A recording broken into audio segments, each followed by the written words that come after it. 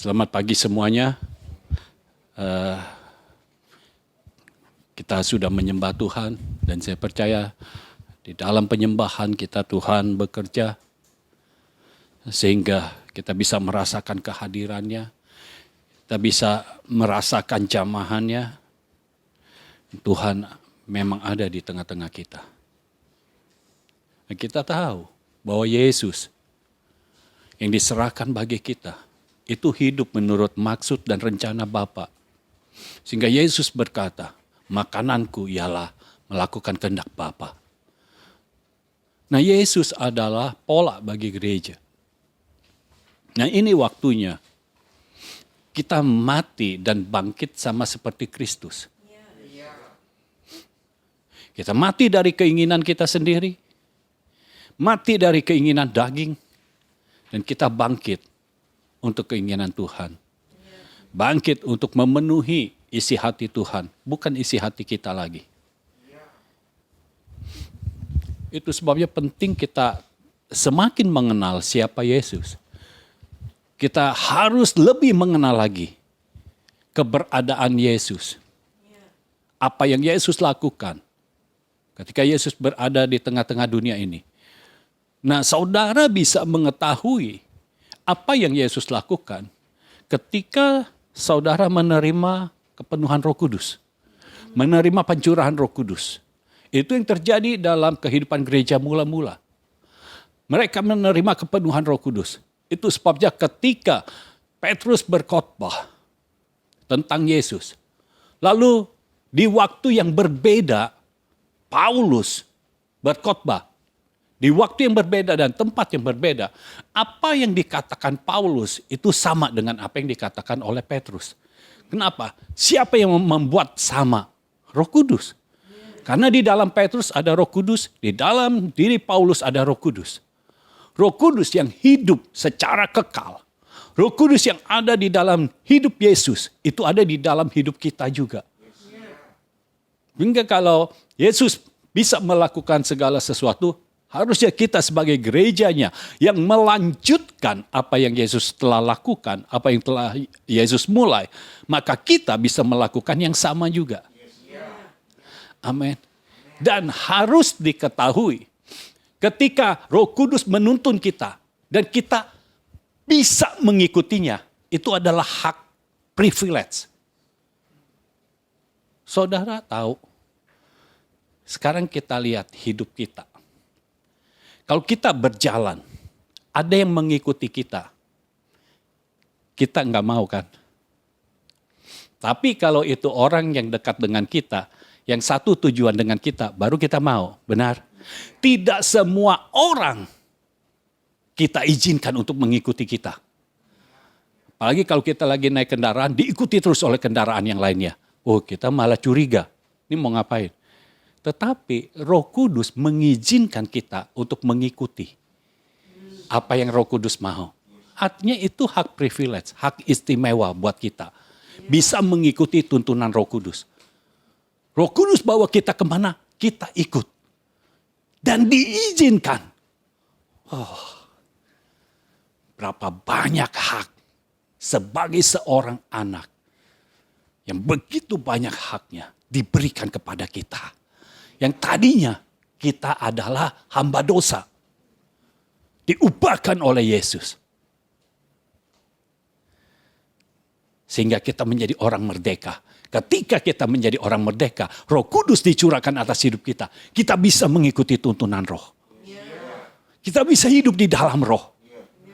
Waktu kita mengikuti tuntunan Roh, itu bukan keterpaksaan. Bukan beban, tetapi itu hak istimewa. Kalau Roh Kudus tidak mau diikuti oleh kita, nah saudara baru bisa rasakan betapa susahnya hidup ini. Saudara mau melakukan apa-apa, Roh Kudus diam. Saudara tahu kenapa kita bisa mengendalikan cuaca? Karena Roh Kudus yang ada di dalam kita itu memberitahu. Ya. Sehingga ketika kita datang, kita tepat waktu. Jadi kalau kita mengikuti tuntunan Roh Kudus, itu jangan dijadikan beban. Itu justru Tuhan sedang memberikan hak istimewa untuk engkau. Kalau sudah Roh Kudus sudah tidak mau diikuti lagi, wah itu masalah besar untuk gereja. Tapi Roh Kudus mau. Saudara bisa memahami pemikiran ini? Jadi jangan berpikir, aduh jadi orang Kristen kok susah amat sih. Mesti ikuti tuntunan Roh Kudus. Itu hak kita. Ketika hak kita buang. Ya, hak yang memilih, kita itu punya free will ketika diciptakan oleh Tuhan. Kita punya hak bebas untuk memilih. Ketika hak bebas untuk memilih itu kita buang. Kita serahkan ke dalam tangan Tuhan. Udah. Jadi kita gak punya hak lagi. Tuhan ganti hak kita. Hak seorang anak. Itu jauh lebih besar daripada hak bebas kita. Hak seorang anak. Dan ini bukan anak biasa. Ini anak dari raja di atas segala raja. Ini anak yang memiliki hak waris. Dan warisannya bukan biasa-biasa saja. Karena warisannya adalah sorga. Persediaan sorga menjadi warisan dari seorang anak. Luar biasa. Tuhan selalu memberikan yang terbaik bagi kita. Ketika kita menyerahkan, Tuhan memberikan yang jauh lebih besar. Itu Tuhan kita. Dia Allah kita yang kaya, Dia Allah kita yang luar biasa. Amin. Puji Tuhan, kita punya Allah yang luar biasa. Kalau kita lihat Kisah Rasul pasal 2, ayat 23, kita bacakan. Dia yang diserahkan Allah menurut maksud dan rencananya telah kamu salibkan dan kamu bunuh oleh tangan bangsa-bangsa durhaka. Tetapi Allah membangkitkan dia dengan melepaskan dia dari sengsara maut. Karena tidak mungkin ia tetap berada dalam kuasa maut itu. Jadi sekarang kita mau belajar mati dan bangkit bersama Kristus. Ya. Nah, poin yang pertama yang harus kita ketahui, Yesus mati dan bangkit sebagai seorang manusia. Yesus mati dan bangkit sebagai seorang manusia. Dalam ayat 22, jadi sebelum ayat 23, dikatakan begini. Hai orang-orang Israel, dengarlah perkataan ini. Yang aku maksudkan ialah Yesus dari Nazaret. Seorang yang telah ditentukan Allah. Jadi Yesus mati sebagai seorang manusia. Artinya apa? Ketika dia disalib, dia merasakan sakit. Ketika dia dicambuk, dia merasakan sakit. Karena seorang manusia. Ketika dia diberikan mahkota duri, dia merasakan sakit juga. Nah, ini semua luka-luka yang ada di dalam tubuhnya, itu yang menyembuhkan kita. Sehingga sakit penyakit tidak ada ruang di dalam tubuh kita. Ketika sakit penyakit ada di dalam tubuh kita. Dan kita tahu bahwa kita telah ditebus oleh darah Yesus. Dan oleh bilur-bilurnya kita telah sembuh. Oleh luka-lukanya kita telah sembuh. Maka semua sakit yang di kepala harusnya sembuh. Karena di situ sudah ada mahkota duri. Ya. Sakit yang di mana? Yang di kaki harusnya sembuh. Yang di tangan harusnya sembuh. Kenapa? Semua sudah ditanggung oleh Yesus. Yang jadi masalah, apakah kita percaya? Sama seperti ketika murid-muridnya bertanya kepada Yesus, apa yang harus kami lakukan supaya kami melakukan kehendak Allah? Yesus katakan percaya. Percaya kepada apa? Pada Dia yang diutus oleh Allah. Percaya kepada firman-Nya. Percaya kepada orang yang diutus oleh Allah. Kepercayaan saudara. Sekali lagi. Abraham ketika percaya. Maka Allah memperhitungkan kepercayaan Abraham itu sebagai sebuah kebenaran. bukan apa yang dilakukan Abraham, tetapi kepercayaan Abraham yang masuk di dalam kategori kebenaran. Kalau kita mau hidup secara benar, artinya kita harus hidup dengan percaya. Kalau kita percaya, Yesus berkata kepada Marta, kalau engkau percaya, engkau akan melihat kemuliaan Allah. Tapi Lazarus sudah 4 hari dan sudah bau. Yesus katakan, angkat batu itu. Ketika batu itu diangkat, apa yang Yesus lakukan? Yesus bukan tutup hidung dan mulutnya. Justru Yesus buka mulutnya. Bukan menutup, tapi malah membuka. Dia katakan, Lazarus, keluarlah. Kematian harus ikut perintah Yesus. Lazarus keluar tuh. Menurut saudara, ketika Lazarus keluar, Lazarus hidup apa mati? Ini saya nanya. Karena dia keluar, dia hidup. Kenapa dia hidup? Karena ada firman yang keluar dari mulut Yesus. Lazarus, keluarlah. Maut mengambil nyawa Lazarus, udah gak bisa, balikin lagi. Itu roh Lazarus yang pergi, balik lagi. Dia keluar. Lalu tinggal disuruh buka ikatannya. Nah perhatikan saudara, Marta bilang ini udah 4 hari, udah bau. Tetapi ketika keluar, tidak dikatakan ada bau yang menyengat. Dan ketika disuruh buka kain kafan itu, orang buka tanpa menutup hidung dan mulutnya. Perhatikan mereka tidak pakai masker. Dibuka, artinya apa? Baunya pun hilang. Kenapa? Karena kehidupan dari Tuhan sudah datang. Kalau kehidupan dari Tuhan datang dalam hidup kita, bau kita juga hilang. Bau yang tidak sedap itu hilang. Kenapa? Karena hidup kita akan menjadi bau yang harum bagi Tuhan. Karena kita mempersembahkan hidup kita. Ketika Yesus berkata, Lazarus keluar. Keluar Lazarus. Begitu besar kuasa Tuhan. Dan itu ada di dalam kita. Nah ketika Yesus berkata, Lazarus keluar. Ini Yesus sebagai seorang manusia. Yesus manusia yang sama. Hanya Yesus itu membiarkan dirinya dipakai oleh Bapa. Sehingga Bapa bisa leluasa bergerak melalui tubuh Yesus. Biar kita gerejanya dipakai oleh Tuhan. Sehingga Tuhan bebas bergerak melalui gerejanya, melalui kita. Tuhan mau apa saja, bebas bergerak. Karena kita menyerahkan hidup ke dalam tangan Tuhan. Kita mati terhadap diri kita sendiri. Kita bangkit bagi Tuhan. Kita mati dan bangkit bersama-sama dengan Kristus. Lalu lihat dalam Filipi pasal 2. Filipi pasal 2 ayat yang ke-8.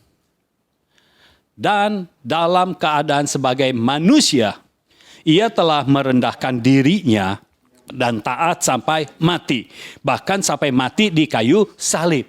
Jadi Yesus dari dia hidup sampai mati itu keadaannya sebagai seorang manusia. Dia merasakan, firman Tuhan katakan, Yesus itu merasakan penderitaan yang kita alami. Hanya dia tidak berbuat dosa. Kalau kita menjadikan Yesus sebagai pola, kita mati bagi diri kita sendiri, kita bangkit bagi Tuhan, maka apa yang Yesus lakukan, itu yang kita lakukan. Ya. Dalam keadaan sebagai manusia, ia telah merendahkan dirinya dan taat sampai mati. Biar itulah hidup kita.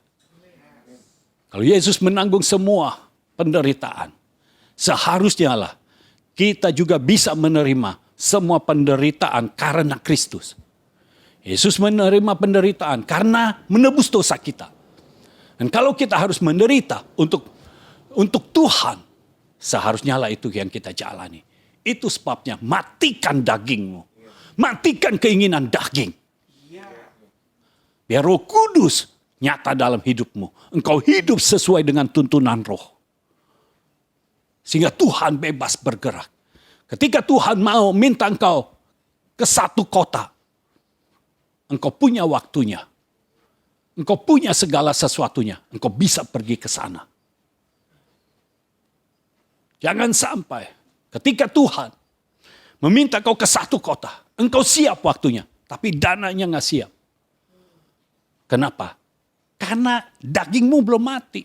Uangmu banyak engkau habiskan untuk keinginan dagingmu. Untuk membeli segala sesuatu yang kurang berfaedah. Kita mau siap dalam semua area. Sehingga ketika Tuhan mengutus kita, kemanapun kita pergi, kita ada. Berapa kali saya mendengar orang berkata, saya mau memberi untuk Tuhan. Saya benar-benar mau memberi untuk Tuhan. Tapi saya nggak ada dananya. Kalau Roh menuntun, saudara pasti punya dananya. Nah, kenapa tidak punya dananya? Karena dagingnya belum mati. Uangnya habis untuk memenuhi keinginan dirinya sendiri. Bukan keinginan Tuhan. Ini waktunya. Keuangan kita harus disesuaikan dengan keinginan Tuhan. Bukan keinginan kita. Daging kita harus mati. Biar Tuhan sendiri yang menyetujui semua apa yang harus kita lakukan. Kita mati dan bangkit bersama dengan Kristus. Jadi ingat, Yesus adalah seorang manusia. Ketika ada di tengah-tengah dunia ini, ketika mau dibunuh, Yesus itu sebagai seorang manusia. Tapi Tuhan bisa bekerja, Bapa bekerja. Tiba-tiba ketika orang mau melempari dia dengan batu, Yesus hilang. Saudara, itu bisa terjadi juga dalam hidup kita. Malah Paulus itu sudah ditimpuk dengan batu. Sudah dirajam. Sudah dilihat tidak hidup lagi. Sudah mati. Tapi begitu yang melempar batunya sudah pergi, Paulus bangun. Seperti tidak terjadi apa-apa. Dan selanjutnya dia bukan pergi ke rumah sakit. Dia pergi memberitakan Injil Kerajaan. Apa yang terjadi dalam hidup Yesus, terjadi juga dalam hidup Paulus. Maut tidak bisa mengambilnya. Ketika waktunya tiba, nggak usah maut datang. Paulus tahu, aku telah mengakhiri pertandinganku. Paulus tahu kapan waktunya selesai. Jadi ketika selesai, nggak usah maut datang. Paulus sudah siap. Kenapa? Karena bukan maut yang menjemputnya, malaikat yang menjemputnya. Haleluya. Kita mati dan bangkit bersama dengan Kristus. Maka saya percaya tidak ada satupun kuasa di dunia ini yang sanggup menjamah engkau. Tanpa seizin Tuhan kita. Dia Allah yang luar biasa. Amin. Poin yang kedua.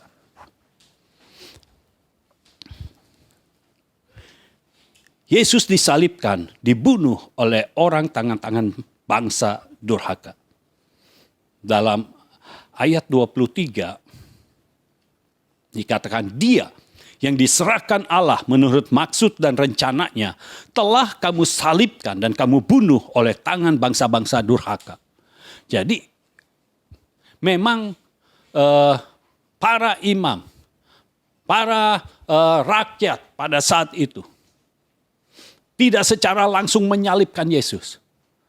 Karena disalibkannya oleh pemerintah Romawi. Tetapi melalui mereka, pemerintah Romawi jadi menyalibkan Yesus. Karena ketika Pilatus berkata, saya akan melepaskan Yesus. Sampai dibandingkan dengan pembunuh dan perampok. Yang sudah merugikan rakyat banyak. Sampai Pilatus katakan, siapa yang mau aku bebaskan untuk engkau? Yesus ini atau Barabas? Saudara tahu? Mereka berkata, salibkan Yesus. Lepaskan Barabas bagi kami.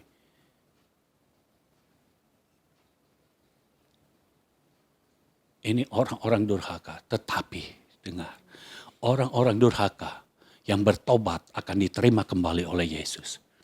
Kasihnya luar biasa. Karena mereka yang berteriak Hosana, Hosana. Yang begitu memuji nama Tuhan. Tetapi ketika yang lain di tengah-tengah orang-orang yang berkata salibkan dia.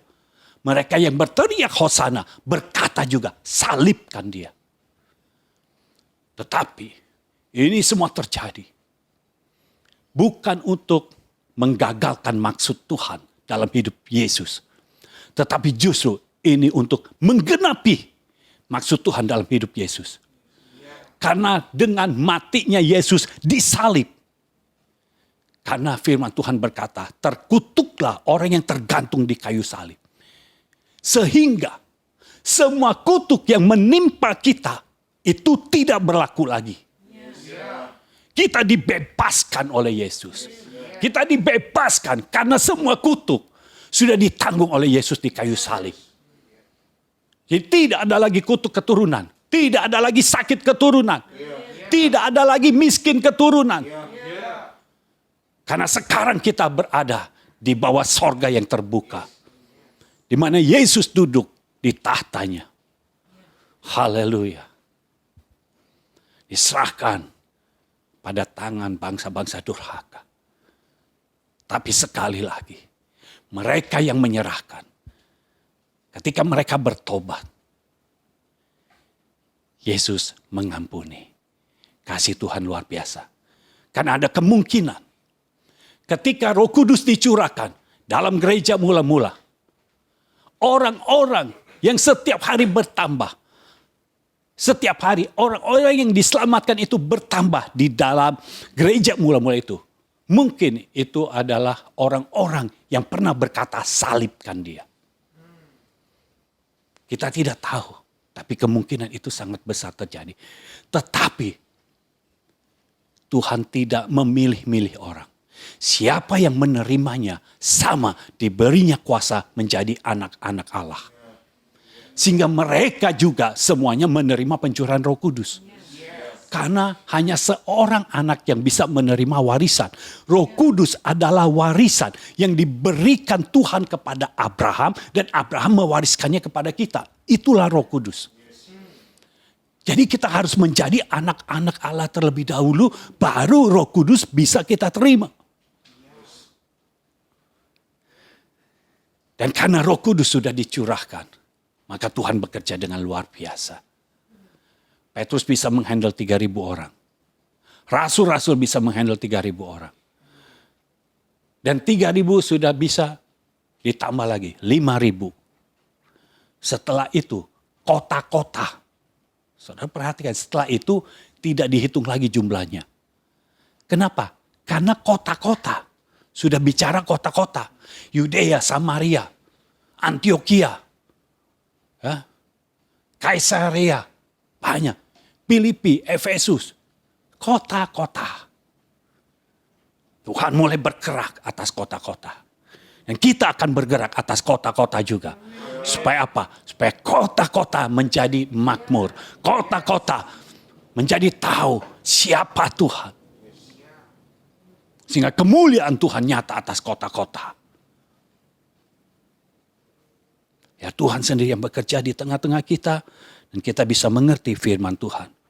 Lalu ayat 24. Yesus dibangkitkan oleh Allah. Ayat 24. Tetapi Allah membangkitkan dia dengan melepaskan dia dari sengsara maut. Karena tidak mungkin ia tetap berada dalam kuasa maut itu. Jadi Yesus yang mati ini dibangkitkan. Artinya benar-benar mati. Ketika Yesus disalib itu benar-benar mati. Tetapi Yesus yang mati ini dibangkitkan oleh Allah. Karena Yesus tidak mungkin ada terus di dalam maut.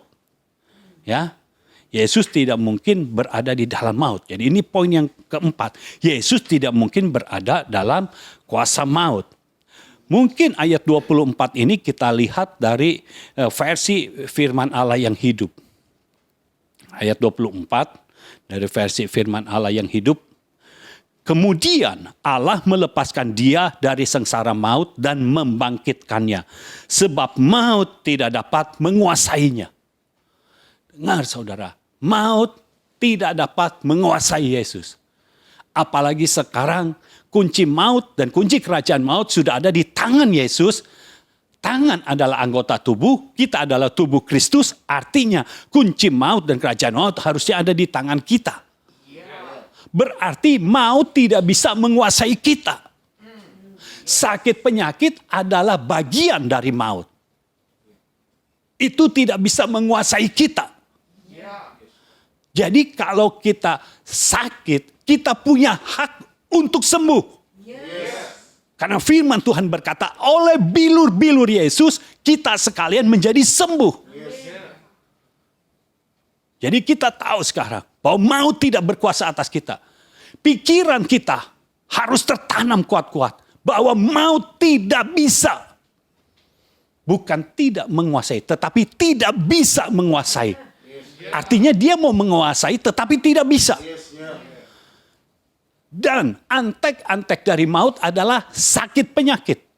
Sakit penyakit tidak bisa menguasai kita. Tanamkan kuat-kuat dalam hatimu, dalam pikiranmu. Sakit penyakit tidak bisa menguasai kita. Kekurangan, antek-antek dari maut. Kekurangan tidak bisa menguasai kita. Kemiskinan tidak bisa menguasai kita. Karena Yesus datang untuk memberikan hidup. Dan hidup dalam segala kelimpahan. Jadi ayo bangkit. Kalau kita punya pemikiran yang benar tentang Tuhan. Maka kita bisa hidup sesuai dengan standar Tuhan. Itu sebabnya apa yang kita lakukan harus sesuai dengan tuntunan roh. Tidak bisa apa yang kita lakukan semau kita, lalu kita mau persediaan sorga menjadi milik kita. Tidak bisa. Kita ikuti dulu aturannya, baru persediaan sorganya menjadi milik kita. Nah, kalau kita tidak mengikuti apa yang Tuhan inginkan, bagaimana caranya? Apa alasannya? Persediaan sorga itu bisa dicurahkan atas hidup kita. Ya, nanti kita lihat bagaimana Yesus hidup sehingga kita tahu apa yang harus kita lakukan. Ingat, maut tidak bisa menguasai kita. Antek-antek maut adalah sakit penyakit, kekurangan, kemiskinan, itu antek-antek maut. Itu tidak bisa menguasai kita. Makanya saudara, ketika saudara kayaknya mau kurang, tiba-tiba saudara berbalik. Ada pendapatan lagi. Gara-gara pandemi gaji turun.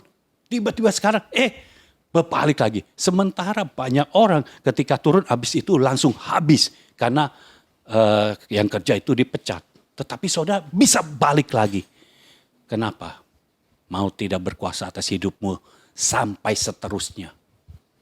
Tidak bisa. Jadi hanya kena sedikit, balik lagi. Amin. Itu bagian kita. Itu bagian kita. Kalau kita hidup dalam roh, kita mematikan keinginan daging kita. Itu adalah bagian kita. Amin.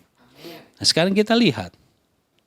Gereja harus sama seperti Kristus. Filipi pasal 2. Filipi pasal 2 ayat 5. Mulai ayat 5. Hendaklah saudara ini masih firman Allah yang hidup. Kita pakai terjemahan baru. Hendaklah kamu dalam hidupmu bersama menaruh pikiran dan perasaan yang terdapat juga dalam Kristus Yesus, yang walaupun dalam rupa Allah tidak menganggap kesetaraan dengan Allah itu sebagai milik yang harus dipertahankan, melainkan telah mengosongkan dirinya sendiri dan mengambil rupa seorang hamba dan menjadi sama dengan manusia. Dan dalam keadaan sebagai manusia, ia telah merendahkan dirinya dan taat sampai mati, bahkan sampai mati di kayu salib. Ya, sudah sampai di situ. Jadi ini yang harus kita lakukan. Pertama, miliki pikiran dan perasaan yang sama seperti Kristus. Miliki pikiran dan perasaan yang sama seperti Kristus. Jadi pikiran kita, hati kita sama seperti Kristus. Ketika kita memiliki pikiran Kristus, maka kita tahu isi hati Tuhan. Kalau kita tahu isi hati Tuhan, ini yang membebaskan kita. Tuhan memberitahu jalannya, apa yang harus kita lakukan. Kita bukan ikut-ikutan orang. Kalau ada seseorang yang berhasil, kita tidak ikut-ikutan orang itu. Tapi kita menangkap firman dari Tuhan. Kita dapat firman dari Tuhan. Ketika firman itu dikatakan kepada kita, kita melakukannya. Maka Tuhan akan buat semua yang kita lakukan menjadi berhasil. Yes. Ingat Yusuf, itu yang Tuhan lakukan dalam hidup Yusuf. Secara lahiriah tidak mungkin. Backgroundnya itu tidak mungkin.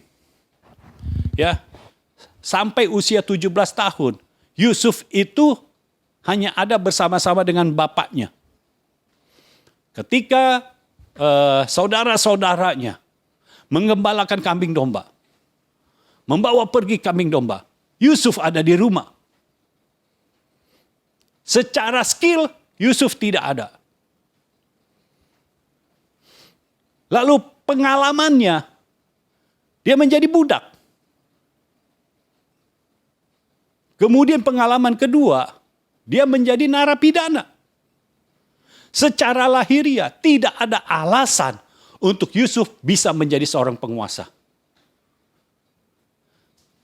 Tetapi di dalam roh, Yusuf punya kriterianya. Karena dia penuh dengan roh Allah. Semua background yang lahiriahnya sudah tidak dipedulikan lagi. Yusuf diangkat menjadi seorang penguasa bukan karena skillnya, tetapi karena roh Allah yang maha tinggi ada di dalam hidupnya. Sehingga Tuhan bisa memberikan ide-ide yang luar biasa. Dia menjadi budak. Itu bukan hidupnya turun, tapi itu proses. Sehingga dia tahu cara menanam gandum. Karena di Mesir, dia harus menanam gandum dan harus menyimpan gandum. Karena akan ada 7 tahun kelimpahan dan 7 tahun kelaparan. Dan ini bukan hanya di Mesir tapi di seluruh dunia. Yusuf menjadi orang yang membuat seluruh dunia tidak kelaparan. Yusuf dipakai Tuhan untuk memelihara hidup bapaknya dan saudara-saudaranya. Yusuf menjadi brother's keeper. Dari background nggak mungkin bisa. Tetapi di dalam roh. Nah, Yusuf menaati firman Tuhan. Yusuf hidup di dalam roh. Yusuf mau ikuti prosesnya Tuhan. Karena ketika dia masih memiliki keakuan, Tuhan buat dia 2 tahun lagi ada di dalam penjara. Tapi sekali lagi dia tidak mengeluh. Dia mengeluh ketika belum ada masa perpanjangan waktu itu. Dia mengeluh kepada juru minum, ya. Juru minuman raja, dia mengeluh di situ. Aku dibawa ke sini padahal aku tidak salah apa-apa. Tolong katakan kepada Firaun supaya aku bebas. Tuhan buat juru minuman itu benar-benar menjadi lupa ingatan selama 2 tahun juga. Selama Yusuf belum selesai diproses, itu juru minuman lupa kepada Yusuf yang telah mengartikan mimpinya. Tetapi setelah 2 tahun, Yusuf sudah siap. Tidak ada lagi keakuan. Lihat ketika dia menjawab Fir'aun. Dia tidak berkata, aku bisa mengartikan mimpi. Tidak, tapi dia berkata, siapa yang bisa mengartikan mimpi? Allah bisa mengartikan mimpi. Dan Yusuf tidak berkata, Fir'aun, Tuanku lebih baik pilih aku untuk melakukan tindakan pencegahan dari musim kelaparan nanti. Tidak. Dia katakan, baiklah Tuanku memilih orang yang bisa menyimpan. Dia beritahu seperti itu. Fir'aun melihat, Yusuf kok beda ya? Kan kalau kita tahu, kalau untuk soal jabatan, semua orang berkata, aku bisa. Ya, saudara yang akan masuk dalam dunia politik, saudara akan tahu. Ketika ada jabatan yang kosong, oh aku bisa. Oh kalau aku diberikan kepercayaan, aku akan melakukannya dengan semaksimal mungkin. Walaupun dia tidak bisa, dia akan berkata bisa. Tapi kok Yusuf beda ya? Dia tidak menunjuk dirinya sendiri. Kenapa? Keakuannya sudah hilang. Ketika keakuannya hilang, Roh Kudus bekerja dalam hidupnya. Ini juru minuman yang lupa ingatan. Tiba-tiba ingat. Masa sehari, seminggu dia lupa sama Yusuf. 2 tahun baru ingat.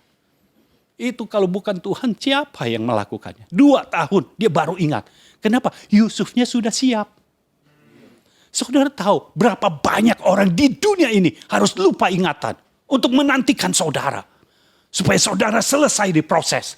Baru orang ingat. Supaya saudara dinaikkan. Jadi dengar saudara, untuk setting berbagai peristiwa di luar hidup saudara itu sangat mudah. Bagi Tuhan sangat mudah. Yang penting prosesnya saudara bisa lakukan. Saudara bisa lalui. Proses di dalam roh itu. Proses dalam Tuhan itu saudara harus ikuti. Ketika Yusuf sudah tidak ada keakuannya. Baru Tuhan bekerja. Tinggal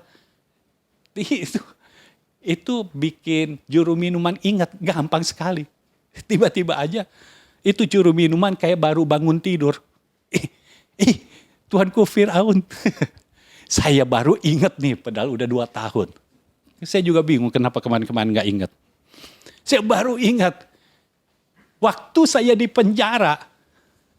Itu ada orang yang bisa mengartikan mimpi.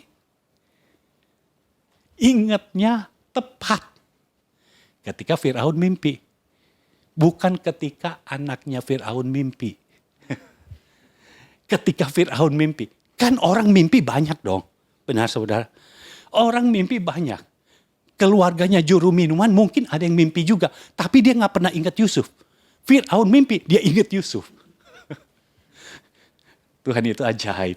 Amin. Bagian yang saudara tidak bisa lakukan, Tuhan yang akan melakukan. Tapi bagian saudara harus lakukan. Kalau kita punya pikiran, ya pikiran Kristus dan perasaan Kristus, kita tahu bahwa Tuhan akan ada bersama-sama dengan kita. Haleluya. Dia Allah kita yang luar biasa. Ketika kita melakukan kehendak-Nya, maka sesuatu yang besar akan terjadi dalam hidup kita. Saudara lakukan saja. Yusuf itu tidak melakukan apa-apa untuk dia menjadi seorang penguasa.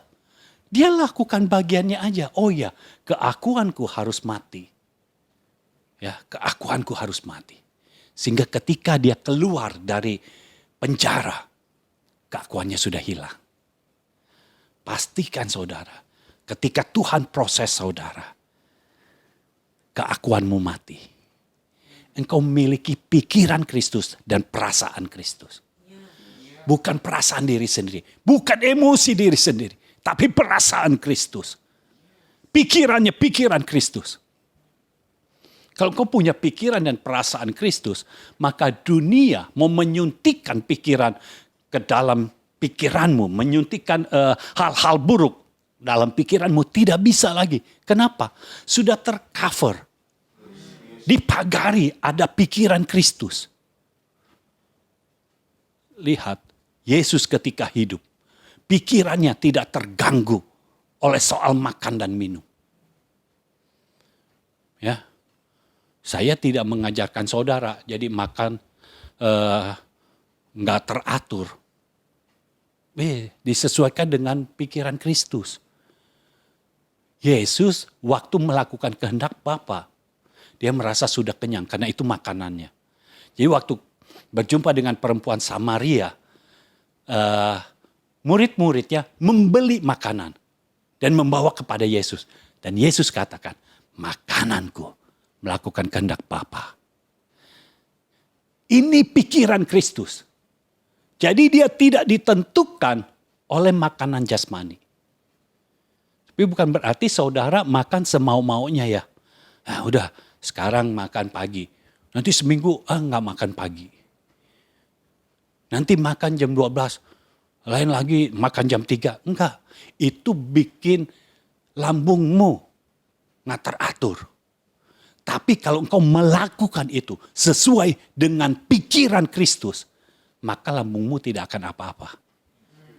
Yesus tidak ada masalah dengan lambungnya. Karena apa? Karena dia selalu melakukan kehendak Bapa. Ya kalau diperlukan mau puasa ya puasa. Kalau nggak diperlukan ya nggak puasa. Tuhan bekerja. Lanjut, yang kedua, tidak menganggap semua yang ada pada kita sebagai milik yang harus dipertahankan. Tidak menganggap semua yang ada pada kita sebagai milik yang harus dipertahankan. Ya. Ayat yang ke-6 itu dikatakan, walaupun dalam rupa Allah, tidak menganggap kesetaraan dengan Allah itu sebagai milik yang harus dipertahankan. Saudara, hidup setara dengan Allah, ini sesuatu yang besar. Tidak ada yang lebih besar lagi dari itu. Benar. Sekarang saudara punya milik apa? Saudara punya apa? Semua yang saudara miliki tidak akan sama dengan yang dimiliki oleh Kristus. Karena dia walaupun dalam rupa Allah tidak menganggap kesetaraan dengan Allah itu sebagai milik yang harus dipertahankan. Dia tidak mempertahankan dirinya sendiri. Dia tidak mempertahankan ketika Bapa mengutus dia ke dunia ini. Dia rela. Relakah kita? Semua yang kita miliki itu bukan milik yang harus dipertahankan. Artinya sewaktu-waktu kalau Tuhan katakan serahkan, saudara akan menyerahkan. Saudara tidak ragu-ragu, saudara akan menyerahkan. Kalau Tuhan mengatakan seperti itu, saudara akan menyerahkannya. Bukan karena emosi. Karena seringkali orang emosi, lagi bergairah untuk Tuhan, udah semua serahkan nggak apa. Setelah itu bingung. Nggak. Tuhan kalau minta saudara menyerahkan semuanya, pasti Tuhan menyediakan sesuatu yang lebih besar lagi. Karena Tuhan tidak pernah berhutang kepada kita. Tapi kalau saudara menyerahkan semuanya, tanpa tuntunan dari Tuhan, saudara menyerahkan semuanya, saudara tidak mendapat apa-apa. Karena itu bukan dari pihak Tuhan. Tapi kalau Tuhan yang minta, saudara menyerahkannya, saudara akan menerima yang jauh lebih besar lagi. Ya, itu Tuhan kita. Makanya jangan menganggap semua yang kita miliki itu adalah milik yang harus kita pertahankan. Jangan mempertahankan apapun. Saudara pintar. Karena kebetulan di sini cum laude semua. Ya, saudara pintar. Menurut pikiran saudara, yang ini harus yang begini. Padahal firman Tuhan sudah datang, beda. Apa yang harus saudara lakukan? Sesuaikan pikiranmu dengan pikiran Kristus. Jangan menganggap kepintaranmu itu sebagai sesuatu yang harus dipertahankan. Ikuti firman. Ikuti firman. Ketika engkau mengikuti firman, maka sesuatu yang besar akan terjadi dalam hidupmu. Ya. Lanjut. Yang ketiga, mengosongkan diri. Apa yang dilakukan oleh Yesus?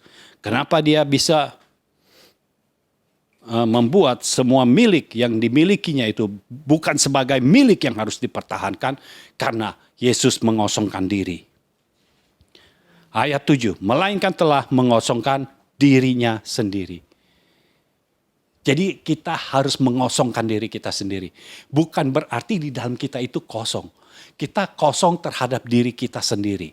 Tetapi diisi oleh Roh Kudus. Diisi oleh firman dari Tuhan.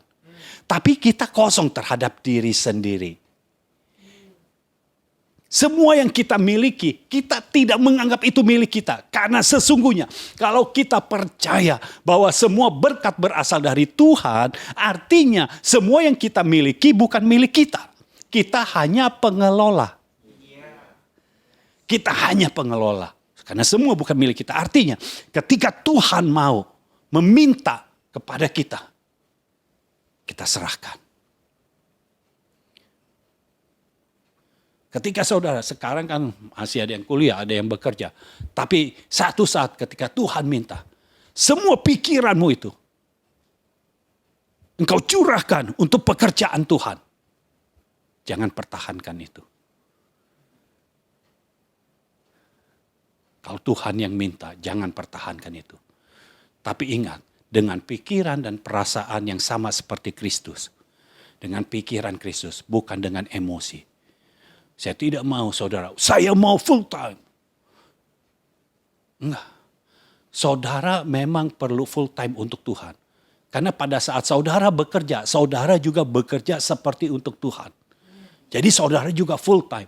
Tapi bukan berarti saudara full time di dalam gereja. Terus-terusan di dalam gereja, nggak ngapa-ngapain. Itu bukan full time. Penuh-penuhin gereja. Saudara full time. Saudara melakukan apa saja, saudara harus full time untuk Tuhan. Saudara lagi belajar, waktumu itu juga untuk Tuhan. Saudara ada di kampus, itu juga untuk Tuhan. Bukan untuk dirimu sendiri. Jadi kita benar-benar full time untuk Tuhan. Semua waktu kita untuk Tuhan.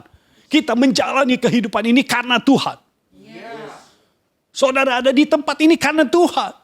Tuhan mau saudara ada di tempat ini. Jadi saudara benar-benar full time. Amin. Kita orang yang full time. Full time itu bukan enggak seharusnya ada di gereja. Enggak begitu melulu. Kalau diperlukan nanti baru. Kalau belum diperlukan, dimanapun saudara berada, saudara memang harus full time untuk Tuhan. Memang kalau saudara lagi makan, saudara pikir waktumu itu bukan untuk Tuhan. Saudara makan karena untuk Tuhan. Supaya apa? Supaya engkau punya energi. Ketika Tuhan memerlukan engkau punya energi untuk melakukan tugasnya. Jadi semua waktumu untuk Tuhan. Jangan melupakan Tuhan sedetik pun. Apapun yang sedang kau lakukan, Tuhan ada di dalammu. Lanjut. Mengambil rupa seorang hamba. Ayat yang ketujuh tadi. Melainkan mengosongkan dirinya dan mengambil rupa seorang hamba. Padahal Yesus adalah Tuhan. Tapi dia mengambil rupa seorang hamba. Menjadi manusia. Dia menjadi manusia. Mengambil rupa seorang hamba. Bukan seorang raja. Padahal dia adalah raja. Tetapi dia tidak mengambil rupa seorang raja. Tapi seorang hamba. Ditunjukkan dengan apa yang dilakukannya. Yesus melakukan segala sesuatu bukan atas dasar keinginannya sendiri. Tetapi atas dasar kehendak Bapa. Mengambil rupa seorang hamba. Dimanapun kita berada, kita adalah hamba Tuhan. Engkau sebagai pengacara. Engkau pun hamba Tuhan. Engkau bekerja. Engkau hamba Tuhan. Engkau sebagai mahasiswa. Engkau hamba Tuhan. Engkau ada di rumah, engkau menjadi seorang businessman, usahawan. Engkau pun adalah hamba Tuhan. Bukankah hamba Tuhan bisa bekerja juga menjadi seorang businessman? Tapi engkau hamba Tuhan. Maksudnya hamba Tuhan apa? Engkau melakukan, bertindak sesuai dengan apa yang Tuhan mau. Bukan barang yang tidak bagus, saudara bilang, oh ini barang masih bagus. Padahal tidak bagus. Kita tidak seperti itu. Kita adalah hamba Tuhan, artinya kita jujur. Tapi ingat, kita juga cerdik. Karena itu Tuhan. Ya, Tuhan juga. Perhatikan Yesus. Yesus jujur. Tapi Yesus juga cerdik. Udah tahu orang-orang mau lempari dengan batu. Apa yang Yesus lakukan? Yesus pergi. Tapi ketika waktu Tuhan, waktu dari Bapa sudah datang, ketika dia harus disalib, dia tidak pergi. Justru dia yang menunjukkan siapa dirinya. Ketika pengawal-pengawal, hamba-hamba imam datang mencari Yesus, Yesus katakan, akulah dia. Kalau waktunya sudah tiba, Yesus menyatakan dirinya. Amin. Jadi Yesus melakukan segala tindakan sesuai dengan apa yang diinginkan oleh Bapa. Dia mengambil rupa seorang hamba. Lalu, ayat yang ke-8, dalam keadaan sebagai manusia ia telah merendahkan dirinya. Ya, merendahkan dirinya. Jadi Yesus merendahkan dirinya, bukan rendah diri. Tapi merendahkan dirinya, rendah hati. Dia tidak sombong. Yesus berkata ketika Petrus menghunus pedang, lalu membuat hamba seorang imam besar yang bernama Malkus, itu kuping kirinya lepas, ditebas oleh Petrus.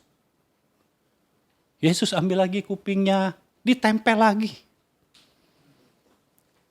Saudara harus punya lem surgawi. Ketika ditempel lagi, langsung nempel tuh, berfungsi lagi telinganya.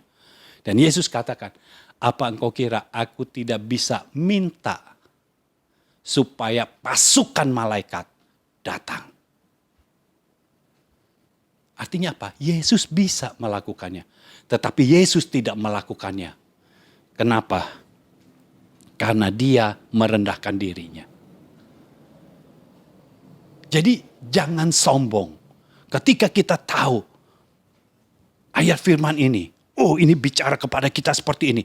Lalu kita sombong. Kita berkata begini. Nah, jangan. Kita harus merendahkan diri kita. Merendahkan diri kita. Kita harus rendah hati. Jangan sombong. Jangan saudara ada orang lain yang menurut saudara salah. Saudara marah-marahin. Terus buka ayat Alkitab lagi. Saudara pakai ayat Alkitab untuk marahin orang. Jangan seperti itu. Izinkan Roh Kudus bekerja dalam hatimu. Izinkan Roh Kudus bekerja dalam hidupmu. Sehingga engkau menjadi seorang hamba.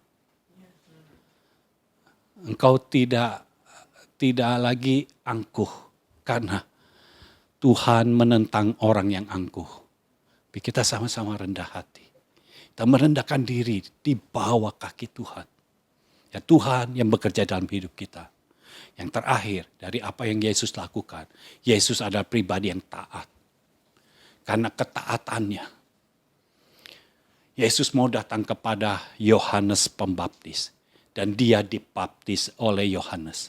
Padahal secara kedudukan Yesus lebih tinggi daripada Yohanes. Yohanes pun segan untuk membaptis Yesus. Nah, Yohanes berkata, seharusnya aku yang dibaptis oleh engkau. Tapi Yesus berkata, tidak. Aku harus dibaptis supaya apa? Supaya aku menggenapi apa yang Bapakku mau. Bukan apa yang Yesus mau, tapi apa yang Bapa mau. Dia hidupnya mau menggenapi apa yang Bapa mau. Biar hidup kita seperti itu. Dan perhatikan ketika Yesus taat, ketaatannya itu membuat perkenanan dari sorga itu turun. Allah berkata, inilah anakku yang kukasihi, kepadanya lah aku berkenan. Lalu Roh Kudus tercurah atas hidupnya. Dan terlihat seperti burung merpati. Allah turun atas hidup Yesus. Kita sebagai gerejanya, Allah akan turun atas hidup kita. Ketika kita taat, bahkan taat sampai kita mati. Sampai kita kembali ke pangkuan Bapa. Atau sampai kita menyelesaikan tugas. Karena kita tidak tahu kapan Yesus datang yang kedua kali. Seandainya kita masih hidup pun, kita sudah menyelesaikan tugas yang ada di dunia ini. kita taat sampai akhir. Kita tidak mau kita tidak taat, tapi kita mau taat sampai akhir. Sampai kita bisa berkata, aku telah menyelesaikan perlombaan yang diberikan Tuhan kepadaku. Aku telah menyelesaikan garis akhir. Sehingga Tuhan memberikan kita mahkota. Bukan mahkota duri lagi. Karena mahkota duri sudah ditanggung oleh Yesus. Tapi mahkota sorgawi yang Tuhan akan berikan kepada kita. Amin. Mari bangkit berdiri, kita berdoa. Haleluya. Kami bersyukur Tuhan untuk hari ini. Biar firman-Mu ini Tuhan tertanam dalam hati, dalam pikiran kami, dalam roh kami. Dan kami memiliki pikiran dan perasaan yang sama seperti Kristus. Biar kami tidak menganggap semua milik kami itu sebagai milik yang harus dipertahankan. Biar kami ingat bahwa kami adalah hamba Tuhan. Kami mengosongkan diri kami. Sehingga Roh Kudus yang ada di dalam kami, firman yang ada di dalam kami, bukan keinginan kami sendiri lagi, bukan kehendak kami sendiri lagi, tapi kehendak Bapa. Ya, Tuhan terus bekerja dalam hidup kami. Jangan biarkan kami menjadi angkuh atau sombong Tuhan. Jauhkan kami dari pencobaan ini. Biar kami merendahkan diri dan taat. Taat mutlak kepada Engkau Tuhan. Sehingga ketika firman disampaikan kepada kami, dengan ketaatan mutlak kami akan melakukannya. Walaupun sepertinya ini tidak sesuai dengan pikiran kami. Tapi kami mau melakukannya, kami taat melakukannya. Karena Engkau selalu ada bersama-sama dengan kami. Dan kami percaya satu saat kami menyelesaikan tugas kami. Dan kami menerima mahkota sorgawi. Engkau ada bersama-sama dengan kami. Dan terus bersama-sama dengan kami sampai selama-lamanya. Terima kasih Bapa untuk firman-Mu pada hari ini. Kami mengucap syukur kepadamu di dalam nama Tuhan Yesus Kristus. Amin. Amin. Amin.